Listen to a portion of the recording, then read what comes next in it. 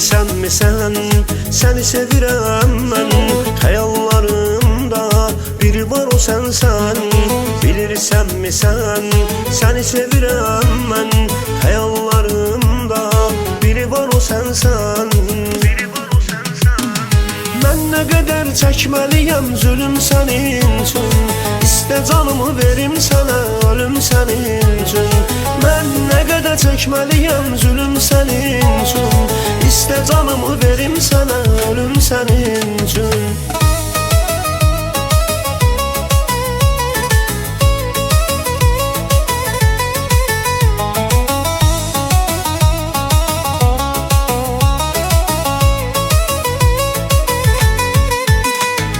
Səni həyatımdan silmişəm artıq.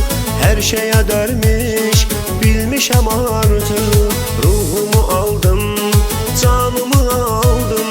Dərdin əlində ölmüşəm artıq. Mən nə qədər çəkməliyəm zülüm sənin üçün. İstə canımı verim sənə, ölüm sənin üçün. Mən nə qədər çəkməliyəm zülüm sənin üçün. İstə canımı verim sənə, ölüm sənin üçün.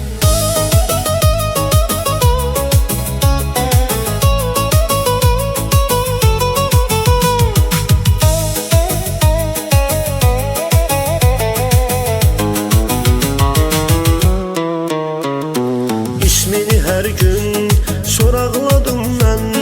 Rəsmini öpdüm, qucaqladım mən. Hər gecə sənsiz xəyallarımda ötən günləri varaqladım mən. Mən nə qədər çəkməliyəm zülüm sənin üçün. İstə canımı verim sənə, ölüm sənin üçün. Mən nə qədər çəkməliyəm zülüm sənin üçün. İstə canımı verim sənə, ölüm sənin üçün.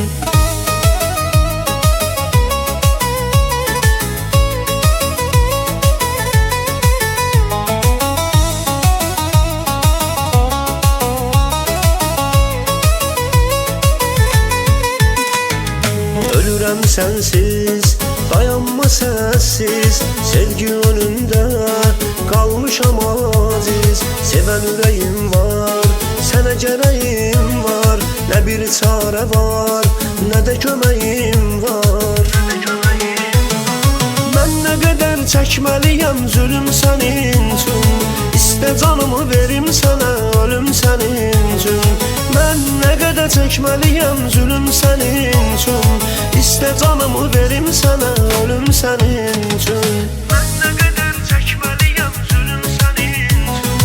İstə canımı verim sənə, ölüm sənin üçün. Mən nə qədər çəkməliyəm zülüm sənin üçün.